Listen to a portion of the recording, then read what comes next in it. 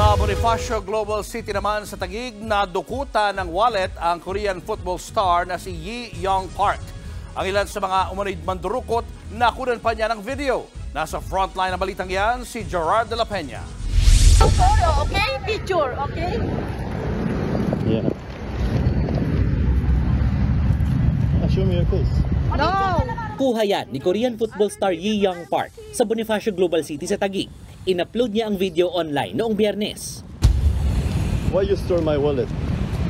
That's me, my friend! Who? Yeah, you guys are one of them. Ang dalawang babaeng yan, kabilang umano sa mga dumukot ng kanyang wallet. Sa kanyang post, sinabi niyang naglalakad lang siya sa BGC nang palibutan siya ng 6 na babae. Nang biglang umalis ang ilang malapit sa kanya, dito na siya nagtaka. Nang tiningnan niya ang kanyang bag, bukas na ang zipper nito. Nadukot na ang kanyang wallet.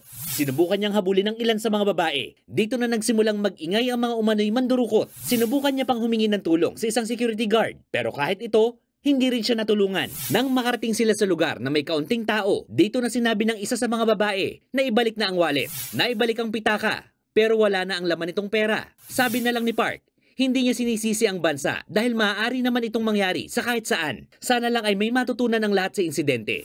Agad naman daw yang iniimbestigahan ng Taguig Police. Nitong Pebrero lang nang mapaulat ang pandurukot din ng wallet sa BGC sa Australian celebrity na si Jeremy Franco. Hindi niya ito nabawi. Hindi rin ito nai-report sa mga pulis. Here where it is. It's in this apartment building. No! Hinihikayat naman ng PNP na agad iulat ang mga ganitong insidente sa kanila para agarang maaksyonan. Nagbabalita mula sa frontline, Gerard de la Peña, News 5. Mga kapatid, Julius Babaw po. Iba na ang may alam at may pakialam sa panahon ngayon. Para sa frontline ng mga balita, mag-follow at mag-subscribe sa social media pages ng News 5.